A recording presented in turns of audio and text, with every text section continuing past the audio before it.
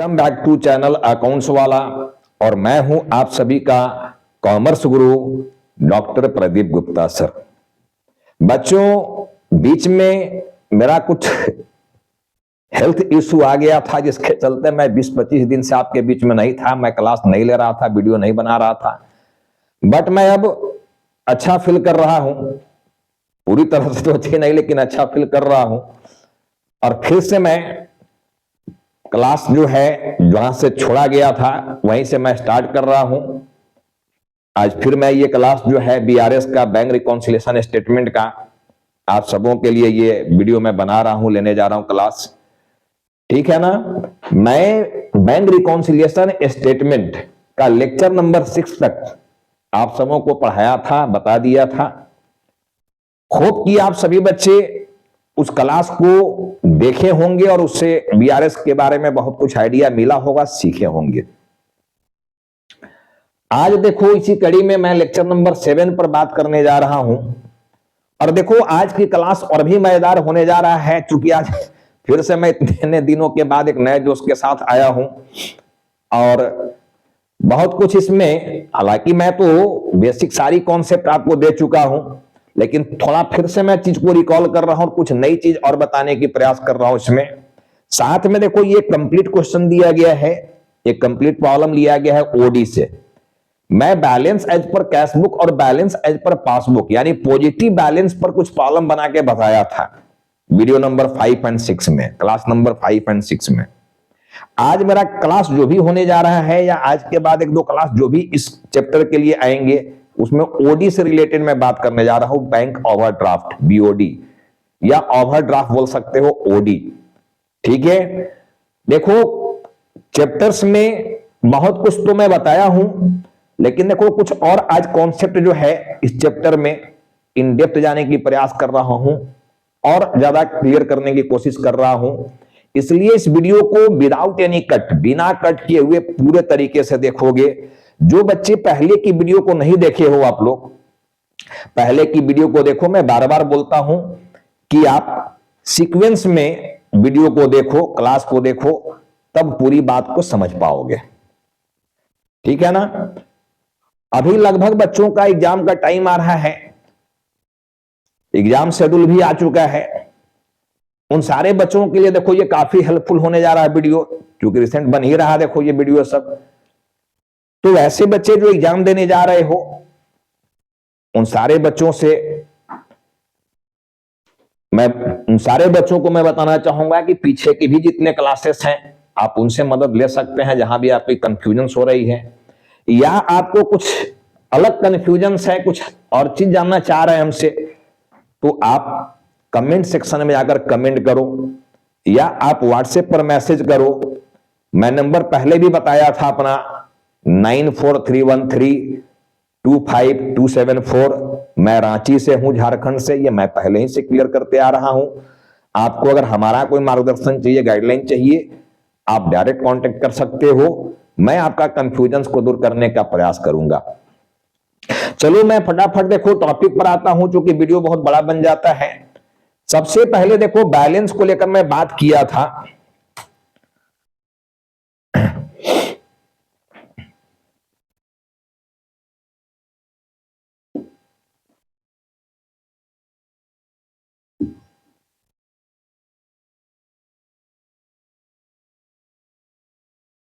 Balance as per cash book और passbook. देखो ये पॉजिटिव बैलेंस शो करते हैं, पॉजिटिव बैलेंस शो करते हैं, यानी प्लस बैलेंस। ध्यान से समझना, बैलेंस एज पर सीबी हो या पीबी हो, कैश बुक हो या पासबुक हो। मैं बोला था कि बीआरएस की प्रॉब्लम को बनाने के लिए बेस लेना है। कैश बुक और पासबुक में से किसी एक का बैलेंस को बेस लिया जाता है। और मैं बोला था कि अक्सर प्रॉब्लम में बेस के बारे में बताया गया रहता है कि बेस आपको कहां से लेना है, कैश बुक के बैलेंस से लेना है या पासबुक के बैलेंस से लेना है। बेस को सबसे पहले सिलेक्ट किया जाएगा, और फिर उस बेस में मैं समझाया था कि कुछ रीजन्स को ऐड करेंगे और कुछ रीजन को लेस करेंगे बेस में। तो हमारा आंसर निकल कर आ जाता है। ठीक है ना। चलो, तो बैलेंस एज पर कैशबुक हो या पासबुक हो, बैलेंस क्या शो करेगा, ये पॉजिटिव बैलेंस। ठीक है। और ओडीएच पर ओवरड्राफ्ट हो गया, ओवरड्राफ्ट एज पर सीबी हो या पीबी हो, पासबुक, ये निगेटिव बैलेंस शो करता है, निगेटिव बैलेंस शो करेगा, यानी माइनस बैलेंस।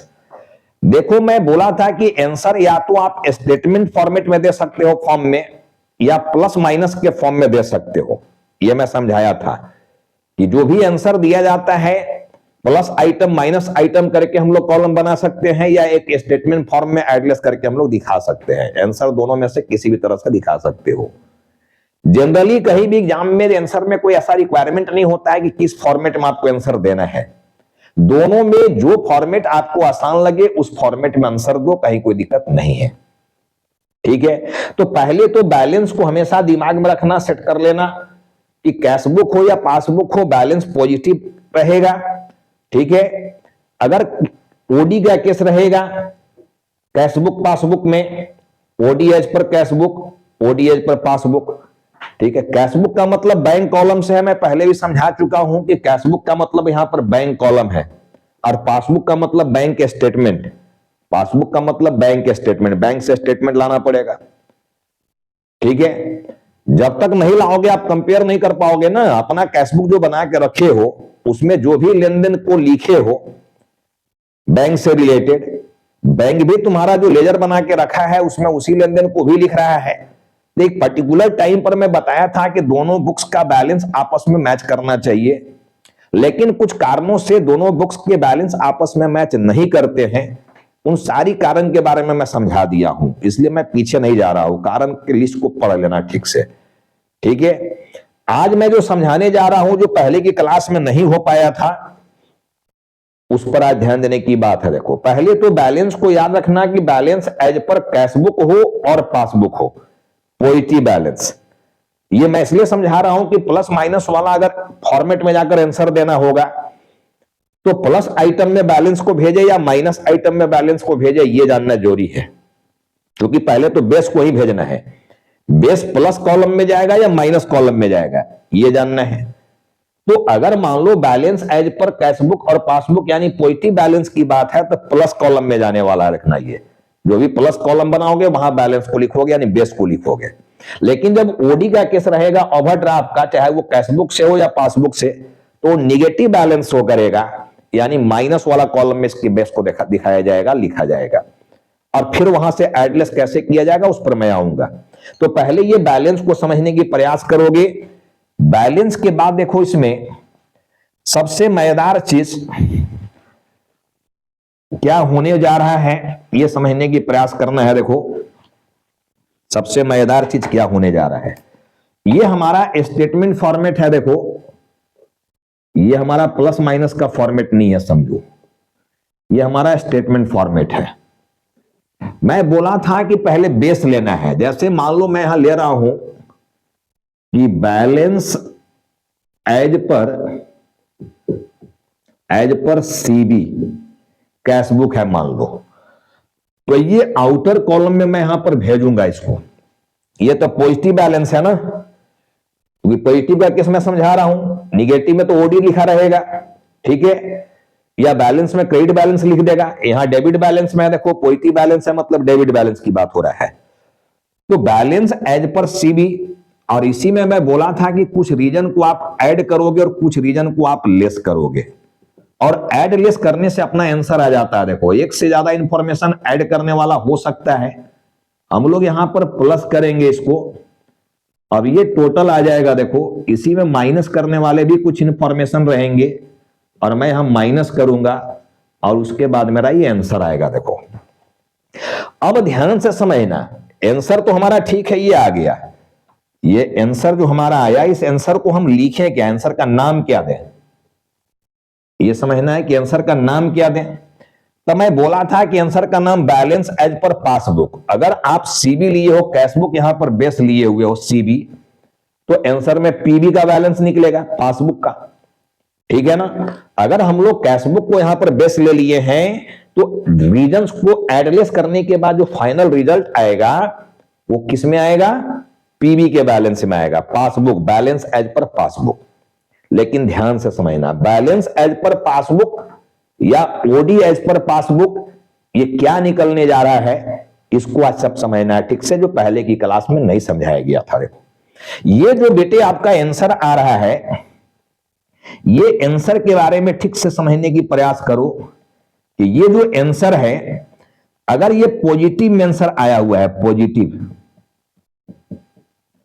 ठीक है, यानी प्लस में, ये आंसर आपका आया हुआ है प्लस में, तब यहां पर आंसर का नाम दे देना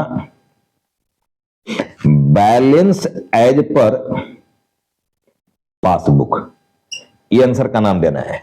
यानी एड लेस करने के बाद ये जो आंसर आ रहा है वो हमेशा पॉजिटिव ही आएगा, ऐसा कोई जरूरी नहीं है। पहले देखो ये बेस हमारा पॉजिटिव में था, बेस मेरा पॉजिटिव में था, लेकिन आंसर भी ऑलवेज पॉजिटिव में आएगा, ऐसा कोई जरूरी नहीं है, आंसर निगेटिव में भी जा सकता है। और मैं अभी बैलेंस की बात समझाया इसके पहले जस्ट, कि पॉजिटिव में हो तो बैलेंस की बात किया जा रहा है, निगेटिव में चला गया ओडी की बात किया जा रहा है। अगर तुम्हारा ये आंसर निगेटिव में चला गया हो, एडलेस करने के बाद फाइनल जो रिजल्ट आ रहा है वो निगेटिव में यानी माइनस में आ रहा है, तब आंसर में आपको लिखना होगा ओडी एज पर पासबुक, ये लिखना पड़ जाएगा, ओडी एज पर पासबुक, ये लिखना होगा। समझ गए बात को, क्या लिखना होगा, ओडी एज पर पासबुक। अब देखो चूंकि ये जो इंफॉर्मेशन आपका है ये प्लस में था, अब प्लस में प्लस किया तो प्लस प्लस ये प्लस हो गया, यानी ये प्लस है। अब प्लस में हम माइनस का साइन लगाए हो, ठीक है ना। अब ये आंसर आपका प्लस में भी जा सकता है और माइनस में भी जा सकता है, प्लस में भी जा सकता है और माइनस में भी आंसर जा सकता है। ये बहुत ही इंपॉर्टेंट पॉइंट है, सारे बच्चों के लिए जान लेना। जिस लेवल के बच्चे हो, ठीक है, जिस बोर्ड के बच्चे हो, सबके लिए यूजफुल होने जा रहा। देखना ये चीज बहुत ही टेक्निकल बात मैं समझा रहा हूं आज की क्लास में, बहुत ही टेक्निकल बात है। देखो कि ठीक है बेस तो हमारा है पॉजिटिव था, लेकिन क्या आंसर भी ऑलवेज पॉजिटिव में ही निकलेगा, नहीं, ऐसा नहीं है। आंसर मेरा पॉजिटिव में भी जा सकता है और निगेटिव में भी जा सकता है। अगर मेरा आंसर पॉजिटिव में चला गया तो मैं आंसर लिखूंगा बैलेंस एज पर पासबुक। अगर मैं कैशबुक को यहां बेस लिया हूं तो आंसर तो पासबुक में ही आना है, लेकिन वो पॉजिटिव में आ रहा है कि निगेटिव में आ रहा है, आंसर का नाम क्या दूं मैं। तो मैं बोला कि ऐड लेस करने के बाद, मान लो जैसे यहां पर मैं बोल दूं कि ऐड करने वाला इंफॉर्मेशन आपका 25,000 है, लेकिन लेस करने वाला इंफॉर्मेशन आपका 15,000 है, तो आपका आंसर यहां पर क्या बन रहा है, 10,000। अब बताओ 10,000 प्लस में बन रहा है या माइनस में आंसर आया। सारे बच्चे कहोगे यार कि देखो प्लस का अमाउंट बड़ा है, प्लस यहां पर 25,000 और माइनस 15,000 ही है, तो डिफरेंस जो आपका आया वो प्लस में आया, यानी पॉजिटिव में आया। ठीक है, पॉजिटिव में आया मतलब answer balance as per passbook, ये जाने वाला है, balance as per passbook. Clear हो गया बात। लेकिन अगर इसी को 22 वर्षा उल्टा कर दूं मैं कि नहीं, प्लस वाला इंफॉर्मेशन मेरा 15,000 है, 15,000, लेकिन माइनस वाला इंफॉर्मेशन जो मेरा है वो 25,000 है, 25,000। अब बताओ जो आंसर हमारा यहां पर आएगा 15, 10, 25, ये प्लस में आ रहा है कि माइनस में आ रहा है, डिफरेंस प्लस में है या माइनस में है। सब लोग बोलोगे सर डिफरेंस माइनस में है, ये प्लस में नहीं है, ये माइनस में डिफरेंस है, ये प्लस में नहीं है। तो जब माइनस में डिफरेंस आ गया तो मामला ओडी का हो गया, ठीक है ना। यानी आंसर में लिखना होगा ओडी एज पर पासबुक, ये बहुत ही इंपॉर्टेंट चीज है, जान लेना। यही सेम बात देखो, अगर मान लो बैलेंस एज पर हम लोग यहां पर पासबुक कर देते, आंसर कैशबुक में आएगा। अभी पॉजिटिव वाली बात मैं समझा रहा हूं, आंसर कैशबुक में आएगा। तो फिर वहां भी देख लेना रिजल्ट ये प्लस में है कि माइनस में है। पॉजिटिव है तो balance as per cashbook, negative में है तो ओडी एज पर कैशबुक, ये जाने वाला है। और अगर मान लो हमारा प्रॉब्लम ओडी से रिलेटेड है, OD as per cash book, तो हमेशा आंसर यहां ओडी में ही आएगा, ऐसा कोई जरूरी नहीं है। अगर तुम्हारा बेस ही पहले से निगेटिव में है, यानी ओडी का केस है, तो आंसर भी जो फाइनल आंसर मेरा यहां आएगा वो निगेटिव में ही आएगा, ऐसा कोई जरूरी नहीं है। अगर आंसर निगेटिव में आया तो ओडी, यानी ओडी एज पर जो भी लिखना है लिखा जाएगा, बट अगर आंसर मेरा पॉजिटिव प्लस में आ गया तो बैलेंस एज पर ये लिखना है हमको। तो ओवरऑल मैं क्या समझाना चाह रहा हूं, ये बात समझ में आ रहा है कि बेस हमारा पॉजिटिव हो या निगेटिव, उसमें जितने भी रीजन्स को आप ऐड कर रहे हो या जो भी रीजन्स को लेस कर रहे हो, और फाइनल जब आंसर यहां पर निकाल कर लाओगे तो आंसर क्या आएगा ये जानना है। आंसर पॉजिटिव में आ रहा है कि निगेटिव में आ रहा है, प्लस में आ रहा है कि माइनस में आ रहा है।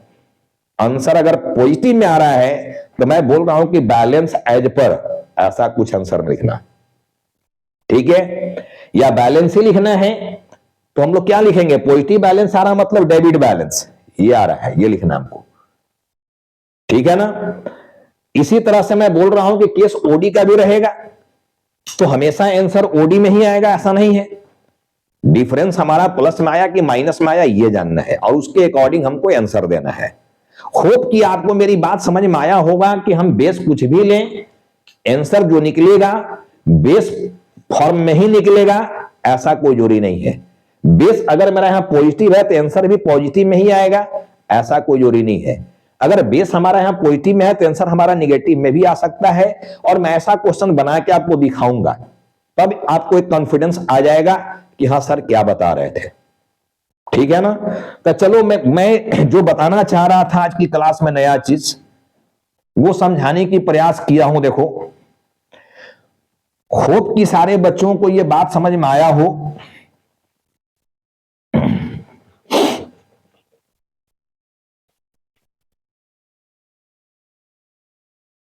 अब देखो, जो भी प्रोफेशनल स्टूडेंट हो, जो भी प्रोफेशनल स्टूडेंट हो, ठीक है ना, प्रोफेशनली यानी सीए कॉस्टिंग सीएस करने वाले जो भी बच्चे हो, याद रखना, वैसे तो सबके लिए ये बात समझा रहा हूं मैं, ऐसा नहीं है कि जो अभी 11 12 करने वाले बच्चे हैं उनके लिए इंपॉर्टेंट नहीं है। इंपॉर्टेंट तो सबके लिए चैप्टर है। मैं इंपॉर्टेंट क्या समझाने जा रहा हूं कि आप अपने बेस को स्ट्रांग बनाओगे। बेस को स्ट्रांग बनाना, देखो प्रोफेशनल स्टूडेंट का नाम मैं इसलिए लिया कि जो बैलेंस आप यहां पर, अब आखिर बैलेंस शीट तो बनाओगे ना जी, फाइनल अकाउंट तो समझा दिए है ना, trading account, profit and loss account and balance sheet. तो बैलेंस शीट में बैंक का बैलेंस जाएगा कि नहीं जाएगा? कौन सा बैलेंस जाएगा? आप कैश बुक बनाकर रखे हो, उसमें बैलेंस निकाले हो, और बैंक स्टेटमेंट जो बैंक आपको दे रहा है स्टेटमेंट, उसमें भी बैलेंस निकाला हुआ है। तो बैंक वाला बैलेंस को दिखाओगे बैलेंस शीट में या अपना वाला? न अपना वाला दिखाओगे न बैंक वाला दिखाओगे। बोलो सर ये क्या बोल रहे हैं आप? ठीक बोल रहे हैं यार, ना अपना वाला दिखाना है बैलेंस जो कैश बुक में निकाले हो, और ना बैंक स्टेटमेंट वाला दिखाना है।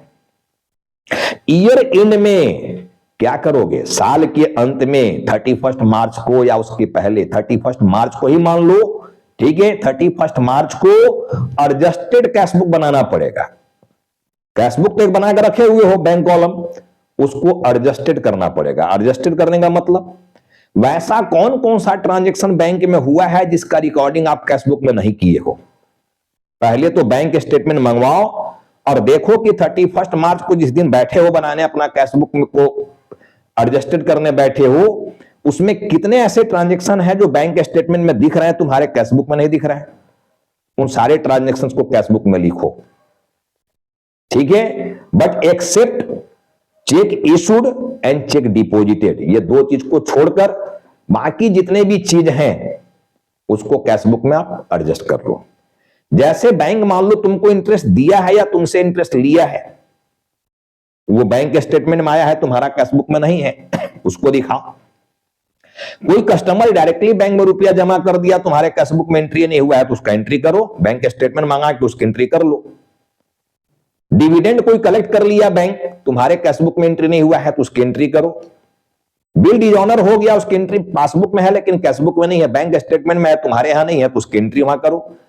यानी जितने भी वहां पर नए नए ट्रांजेक्शंस दिख रहे हैं जो तुम्हारे कैशबुक में नहीं आए हैं, उन सबको वहां लिखना होगा। ठीक है ना। कुछ कैशबुक में एरर कर दिए हो उसको वहां सुधारो। बैंक स्टेटमेंट के एरर को नहीं सुधारना है, बैंक स्टेटमेंट के एरर को सुधारने का काम तुम्हारा नहीं है यार, वो बैंक का है। जो गलती बैंक किया है वो बैंक सुधारेगा, तुम थोड़े ना बैंक की क्या चीज को सुधारोगे। ठीक है, बैंक की चीज, बैंक के स्टेटमेंट को बैंक ही सुधारेगा, आप लोगों को सुधारने की जरूरत नहीं है। आप अपने बुक्स में कोई एरर किए हो, आपका अकाउंटेंट एरर किया है तो अपने बुक्स को सुधार लेना है। यानी कैशबुक को पूरी तरह से एडजस्टेड कर देना है, केवल दो चीज को छोड़कर, check issued and cheque deposited. क्यों, इस पर भी मैं डिस्कस करूंगा एग्जांपल के साथ कि इन दो चीज को क्यों छोड़ा जा रहा है। अब इन दो चीज को छोड़कर एडजस्टेड कैशबुक करके बनाकर और वहां जो बैलेंस अब निकल कर आएगा वही बैलेंस शीट में दिखाया जाता है। ये जान लेना बढ़िया से, वही बैलेंस एडजस्टेड कैशबुक बनाने के बाद जो बैलेंस आ रहा है वो बैलेंस शीट में दिखाया जाएगा। ठीक है, चलो अब हम लोग बात करते हैं देखो इस प्रॉब्लम का। अब ये प्रॉब्लम देखो ओवरड्राफ्ट से रिलेटेड है, ओडी से रिलेटेड है। देखो लिखा हुआ है, from the following information ascertain the balance that would appear in the passbook। यानी आंसर जो निकालना है वो पासबुक के रूप में निकालना है। इसका मतलब है कि जो बेस दिया हुआ है वो कैशबुक के रूप में बेस दिया हुआ है, ओडी एज पर कैशबुक ये दिया हुआ। देखो आंसर मांग रहा है पासबुक में, ठीक है, ऑफ ए ऑन 31 मार्च 24। अब यहां लिख रहा है bank overdraft BOD as per cashbook, लिख दिया यहां पर as per cashbook on 31 March 2024 rupees 63,400। यानी बेस जो दिया हुआ है तुम्हारा वो ओडी दिया हुआ है, ठीक है ना। ओवरड्राफ्ट यानी OD overdraft as per cashbook ये दिया हुआ है। देखो अब स्टेटमेंट फॉर्मेट में अभी बना रहे हैं इसलिए आउटर कॉलम में अमाउंट को भेजेंगे हम लोग। कितना अमाउंट है, 63,400 रुपया, 63,400 ये भेजना अपने को, 63,400। अब मैं बोला था कि इसमें हम लोग कुछ रीजन को ऐड करेंगे और कुछ रीजन को हम लोग यहां पर लेस करेंगे। मैं ऐसा बोला था कि कुछ रीजन को ऐड किया जाएगा, कुछ रीजन को लेस किया जाएगा और ऐड लेस करके हम लोग आंसर को निकालेंगे। देखो ऐड लेस करने की बात क्या समझाया था मैं कि जो आंसर में निकालना है आपको, देखो आंसर में क्या निकालना है, जब ओवरड्राफ्ट एज पर कैशबुक दिया हुआ है तो यहां पासबुक के रूप में आंसर आएगा। तो पासबुक पर सोचना है हमको। देखो आंसर में जो चीज निकालना है उसी पर सारे रीजन को सेट करना है, सोचना है कि इस रीजन के चलते पासबुक का बैलेंस बढ़ा हुआ है कि घटा हुआ है। इन सारी रीजंस के चलते पासबुक का बैलेंस यानी बैंक स्टेटमेंट जो लाए हो, यानी बैंक जो हमारा लेजर मेंटेन किया है वहां का जो बैलेंस वो निकाला है, वो बैलेंस इस रीजन के चलते बढ़ा हुआ है या घटा हुआ है। बढ़ा हुआ है तो बढ़ा दो और घटा हुआ है तो घटा दो। बस यही तो है हमारा फंडा, यही तो हमारा है लॉजिक बीआरएस बनाने का। सिंपल काम है यार, बैलेंस बढ़ा हुआ है इस रीजन के चलते तो बढ़ा दो और घटा हुआ है तो घटा दो, बस हो गया खेल। ठीक है, चलो फटाफट हम लोग आते हैं। देखो interest on overdraft for 6 month ended 31 March 24 rupees 1600 entered in the passbook. भाई ओडी का केस है, ओवरड्राफ्ट पैसा बैंक से ज्यादा निकाल लिया, जितना रुपया बैंक में जमा किए थे उससे ज्यादा निकाल लिए हो। समझाए थे ना जी कि बिजनेसमैन को बैंक एक फैसिलिटी देता है ओडी का, ये केवल बिजनेसमैन के लिए है, जनरल पर्सन के लिए नहीं है, कि आपका बैंक में जितना रुपया जमा है अकाउंट में आप उससे ज्यादा पैसा निकाल सकते हो। कितना ज्यादा निकाल सकते हो, मैं बोला था कि लिमिट फिक्स करता है वहां का बैंक मैनेजर। ठीक है, वहां जाकर आपको बोलना होगा कि हमको ओडी फैसिलिटी चाहिए, वो तुम्हारा स्टेटमेंट देखेगा बिजनेस का, बिजनेस ठीक है, और बिजनेस में वो विजिट करेगा कि हाँ क्या आपके यहाँ स्टॉक वगैरह है, बिजनेस किस नेचर का है, क्या आपका रोटेशन है, क्या टर्नओवर है, ये सब देखेगा वो। उसके आधार पर वो ओडी जो है फैसिलिटी दे देता है, यानी जितना आपका रुपया बैंक में जमा है उससे ज्यादा निकाल सकते हो। तो जब बैंक से ज्यादा रुपया निकाल लोगे मतलब कर्जा ले लिया ना जी, लोन ले लिया ना, तो बैंक तो इंटरेस्ट लेगा। तो एक तो पहले ही से माइनस में हो, देखो ये निगेटिव बैलेंस है, माइनस, ये बैलेंस तुम्हारा माइनस बैलेंस है, ये हमेशा याद रखना, माइनस बैलेंस है, ये ओडी में चले गए हो तो बैंक तो इंटरेस्ट लेगा। एक तो तुम्हारा बैंक में रुपये नहीं है, बैंक से ज्यादा लेके बैठ गए हो, ओडी का केस आ चुका है, तो बैंक जब उस पर इंटरेस्ट लेगा तो बताओ ओडी वहां बढ़ जाएगा कि घट जाएगा। अब बैंक इंटरेस्ट अगर तुमसे चार्ज किया तो बैंक को पता है, बैंक स्टेटमेंट में एंट्री मार देगा। कैशबुक वाले को तो पता नहीं है, कैशबुक वाला तो एंट्री मारा नहीं इसका। कैशबुक वाला एंट्री कब मारेगा, जब बैंक से स्टेटमेंट वो मंगाएगा, फिर स्टेटमेंट में देखेगा कि देखो ये इंटरेस्ट का एंट्री बैंक लिया है, लेकिन मैं तो कैशबुक में नहीं लिया हूं, तो उस समय वो एंट्री लेगा। बट अभी तो नहीं लिया है ना, अभी देखो इंटरेस्ट चार्ज किया है कितना, 1600 रुपया चार्ज किया है बैंक, और पासबुक में बोलता है उसकी एंट्री हो गया। तो भाई पहले से ओडी का केस है, तुमसे और लिया जा रहा है तो ओडी बढ़ेगा, यानी पासबुक में ओडी बढ़ गया। हमारा देखो बेस यहां पर सीबी है, कैशबुक, तो सोचना पासबुक पर है कि इस रीजन के चलते पासबुक का बैलेंस बढ़ा हुआ है कि घटा हुआ है। बढ़ा हुआ है तो बढ़ा दो, और घटा हुआ है तो घटा दो। तो आप ही लोग बताओ कि इस इंटरेस्ट के चलते पासबुक का बैलेंस क्या हो गया है, बढ़ा हुआ है घटा हुआ है। सब लोग बोलोगे सर बैलेंस वहां का बढ़ गया है, तो बढ़ गया तो यहां भी बढ़ा देंगे, देखो ऐड में जाएंगे यहां पर, ठीक है, इंटरेस्ट ऑन ओडी ये लिखेंगे, इंटरेस्ट ऑन ओडी, ठीक है।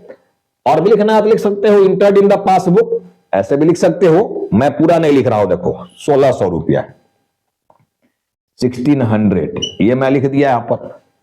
इसके बाद देखो बैंक चार्जेज आ गया 300 रुपया, बैंक चार्जेज, ठीक है, बैंक चार्ज ले रहा है तभी ओडी बढ़ेगा वहां का, ठीक है। बैंक में जब जब रुपया तुम जमा करोगे तभी ना ओडी घटेगा जी। कर्जा ले लियो तो बैंक में जमा करेंगे, या तुम्हारे बिहाफ में कोई जमा कर दिया तब वहां का ओडी घटने लगेगा। जमा करने की बात कर दूर, वो तुमसे और चार्ज कुछ ले रहा है तो ओडी वहां बढ़ रहा है, ओडी बढ़ गया तो बढ़ गया, तो हम लोग बढ़ाएंगे, देखो यहां पर bank charges, bank charges 300 rupees. मैं इसी प्रॉब्लम को अगले फॉर्मेट प्लस माइनस वाली फॉर्मेट में भी बताऊंगा, रखना प्रॉब्लम में ये डिलीट नहीं करने जा रहा हूं, ठीक है ना। चलो बैंक चार्जेस की बात हो गया। उसके बाद बोलता है कि चेक इशूड, ड्रॉन का मतलब होता है इशूड करना, चेक ड्रॉ कहीं कहीं लिखा रहता है, तो ड्रॉ करना मतलब इशू करना। देखो cheque drawn oblique issued but not cashed prior to 31 March 24 amounted rupees 11,680 रुपया। हमने किसी को चेक दिया, भैया पेमेंट कर रहे हो, तब पेमेंट कर रहे हो तो कैशबुक में तो ओडी बढ़ा दे रहे हो ना। पेमेंट कहां से कर रहे हो, तुम्हारा पास तो पैसा ही नहीं है, पहले ही से ओडी में हो, पहले से कर्जा लेके बैठा लो, और फिर उसमें से और किसी को पेमेंट कर रहे हो तो बैंक में से ना लेके कर रहे हो जी, ठीक है, अपना तो कोई धन है नहीं, तो ओडी बढ़ेगा। जब जब आप चेक काट के किसी को दोगे, पेमेंट करोगे तो ओडी बढ़ेगा। भाई जब तक रुपया बैंक में डिपॉजिट नहीं करोगे या चेक डिपॉजिट नहीं करोगे तुम्हारा ओडी नहीं घटने वाला है। तो डिपॉजिट की जगह पेमेंट कर रहे हो तो ओडी बढ़ गया, कैशबुक का ओडी बढ़ गया, क्योंकि कैशबुक का ओडी बढ़ेगा ना, चेक इशूड किया गया है। कौन इशू किया, बिजनेस इशू किया है ना, ठीक है, बिजनेस अपने स्टाफ को चाहे जिसको भी सैलरी पेमेंट किया, कुछ भी पेमेंट किया, चेक काट के दे दिया, इशू किया। हालांकि क्लियर नहीं किया गया चेक इशू किसको किया गया है, बट चेक इशू किया गया, यानी पेमेंट किसी को किए हो, मतलब अपना कैशबुक पेमेंट किए हो तो कैशबुक में तो एंट्री करिए ना लेगा जी, ठीक है। पहले लिख पीछे दे, अब भूल पड़े तो वही से ले, ये समझाए हुए हैं, ठीक है ना। तो कैशबुक वाला चेक इशू किया यानी पेमेंट किया तो तुरंत एंट्री मारेगा वो, तब पेमेंट की एंट्री मार दिया मतलब ओडी बढ़ा दिया। लेकिन जिसको भी चेक दिए हो वो कैश नहीं कराया चेक को, यानी वो बैंक नहीं गया है, तब पासबुक का बताओ ओडी क्या है, कैशबुक का ओडी तो बढ़ा दिए हो, लेकिन पासबुक का ओडी वहीं का वहीं है, मतलब कम है, वो नहीं बढ़ाया है। वो तो कब बढ़ाएगा, जब चेक वहां पहुंचेगा, चेक वहां पहुंचा ही नहीं। तो कैशबुक का ओडी बढ़ा दिए हो 11,680 से, बट पासबुक का ओडी घटा हुआ है, यानी कम है, यानी वही का वही है, तो कम को कम करना है। देखो तो हम लोग यहां लिखेंगे check issued, check issued but not presented, ठीक है ना, बट नॉट कैस्ट लिखा हुआ है, देखो बट नॉट कैस्ट। 11,680 रुपए का है ये, 11,680, चलो हो गया ये। अब आया देखो चेक डिपोजिटेड, या पेड भी लिखा रहता है या सेंट भी लिखा रहता है, एक ही चीज रखना है, चेक डिपोजिटेड हो, पेड हो या सेंट हो, एक ही बात है। और चेक डिपॉजिट की हो in the bank but not cleared before 31 March 24 were for rupees 21,700। आप चेक डिपॉजिट तो कर दिए हो, लेकिन बैंक को उसका कलेक्शन अभी तक नहीं मिला है, क्लियरिंग में चेक भेज दिया वो। अब चेक तुम डिपॉजिट किया तो अपना ओडी तक कम कर लोगे, अब पैसा डिपॉजिट करने की बात आ गया तो ओडी तो कैशबुक में घटा लिया, लेकिन पासबुक वाला तो कोई एंट्री नहीं मारा अभी तक। तो कैशबुक में आप अपना ओडी कम कर लिए हो, लेकिन पासबुक में ओडी अभी भी हाई दिख रहा है, ज्यादा दिख रहा है, बढ़ा हुआ दिख रहा है। तो बढ़ा हुआ है तो बढ़ाना है, तो हम लोग बढ़ा देंगे। देखो यहां पर चेक डिपॉजिटेड, चेक डिपॉजिटेड, ठीक है, but not collected and credited by bank 21,700 रुपया, 21,700 ये हो गया। देखो अब interest on investment collected by the bank and credited in the passbook rupees 12,000। मेरा कोई इन्वेस्टमेंट किया हुआ था, उस पर इंटरेस्ट हमको मिला और वो बैंक को डायरेक्ट चला गया, यानी मेरा पैसा जो है बैंक रिसीव कर लिया, तो पासबुक में ओडी क्या करेगा, वो घटा देगा ना। जब उसको पैसा मिल गया है मेरे बिहाफ में, इंटरेस्ट के नाम पर इन्वेस्टमेंट जो मैं किया था, वो इंटरेस्ट बैंक में चला गया, ठीक है, यानी बैंक को पैसा मिला कितना, 12,000 रुपया। तब बैंक क्या करेगा, ओडी मेरा कम कर दिया, वो पासबुक में ओडी घट गया, कम हो गया, तो कम को कम करना है। तो हम लोग यहां लिखेंगे interest on investment, investment collected by bank, collected by bank 12,000 रुपया, ये चला गया। देखो 12,000। अब देखो लास्ट यहां पर आ गया है credit side of the bank column of the cashbook was under cast rupees 1,000। Cashbook जो बनाया हुआ था, मान लो हमारा ये कैशबुक है, ये कैशबुक है। अब क्रेडिट साइड का जो टोटल यहां पर था, ये टोटल जो क्रेडिट साइड का है, अंडर कास्ट का मतलब होता है कम, ठीक है। यहां जो टोटल आया होगा, ये टोटल आप कम कर दिए हो, तो टोटल जब कम कर दिया, गलती से कम कर दिए हो, तो जो इधर सीडी निकाला होगा, यहां जो सीडी निकाले हो यानी बैलेंस, ठीक है ना, वो बैलेंस भी क्या हो जाएगा, कम हो जाएगा। इस रीजन को ठीक से समझना, आगे फिर से मैं इस रीजन को लेके आऊंगा, समझाऊंगा। देखो वीडियो बड़ा होने लगा और बड़े बड़े वीडियो बच्चे देख नहीं रहे हैं, मेरा कोशिश रहा कि 20-25 मिनट से ज्यादा का वीडियो ना बने, लेकिन अब ये 35 मिनट की वीडियो होने लगा। देखो तो इस रीजन को इसके बाद वाले में हम और एग्जांपल लेके ठीक से समझा देंगे। देखना, credit side of the bank column of the cashbook was under cast. Under cast का मतलब टोटल जो किया था, टोटल वो कम कर दिए हो, ठीक है। जैसे 10,000 की जगह 8,000 लिख दिए हो, 9,000 लिख दिए हो, मतलब रियल जो टोटल होना चाहिए था वो नहीं किए हो, कम कर दिए हो। तो कम करने से बैलेंस भी कम हो जाएगा, यानी ओडी कम हो जाएगा। तो कैशबुक में ओडी कम कर दिए हो, लेकिन पासबुक का ओडी बढ़ा हुआ है। पासबुक गलती थोड़ी किया है जी, कैशबुक में ना गलती किए हो, कैशबुक का ओडी यहां पर कम कर दिया है, लेकिन पासबुक का ओडी तो वहीं के वहीं है, यानी बढ़ा हुआ है। तो बढ़ा हुआ है तो बढ़ाना होगा, तो हम लोग लिखेंगे यहां पर, ठीक है, अंडर कास्ट इन कैशबुक, अंडर कास्ट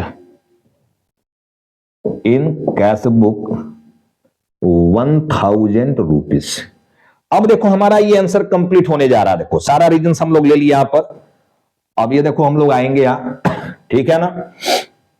देखो ये प्लस करने वाले हैं, प्लस का साइन है, देखना मेरा ये, ठीक है।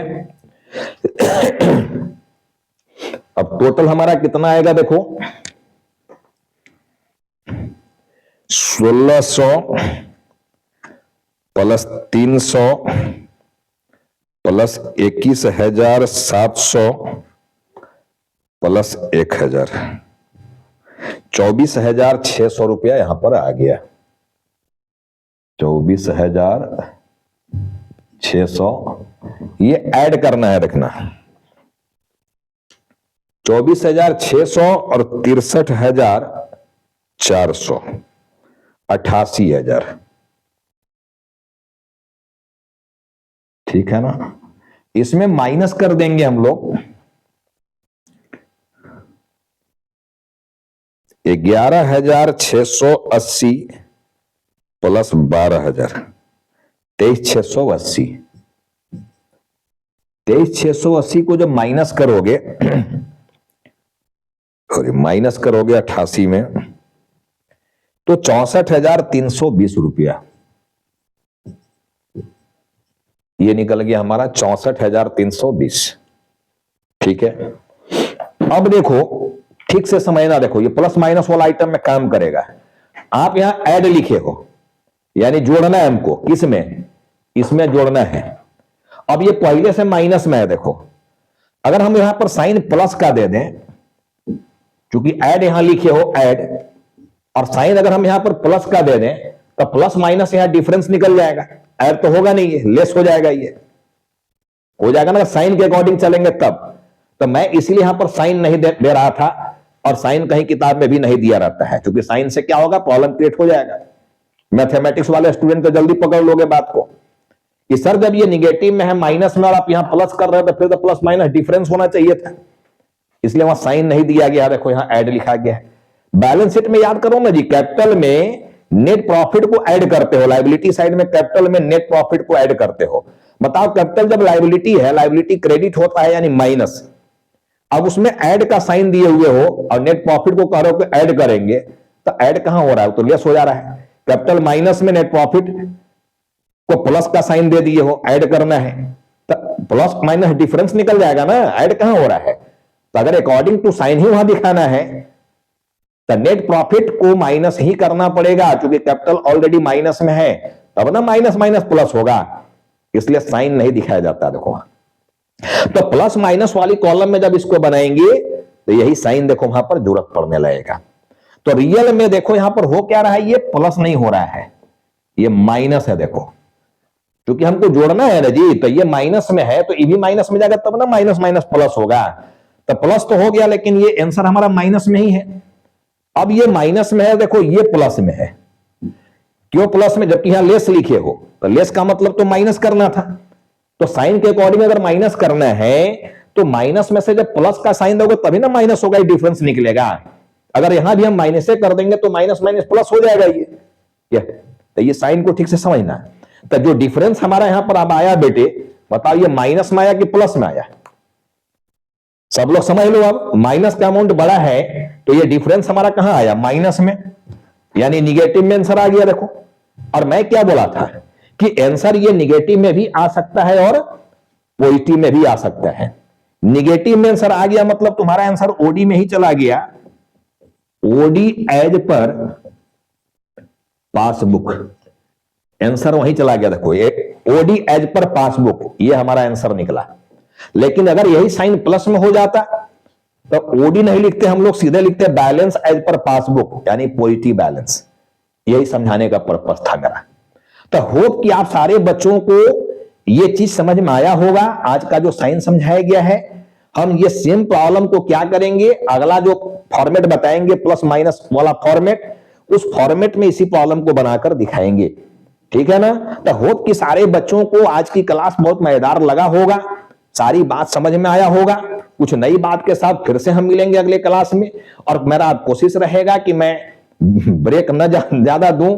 ठीक है, एकदम ही हालत खराब होने की केस में हो सकता है का दो वीडियो नहीं बन पाए, लेकिन मैं फिर भी कोशिश कर रहा हूं कि अब लगातार आपके बीच में बना रहूं मैं। ठीक है, आपका स्नेह प्यार बस इसी तरह से मिलता रहे। आप हमको बस क्या करना है, मेरी मनोबल को बढ़ाने के लिए मेरा जो चैनल है यार, उसको सब्सक्राइब करना है। देखो, और ज्यादा से ज्यादा बच्चों के बीच में शेयर करो और लाइक करना मत भूलो।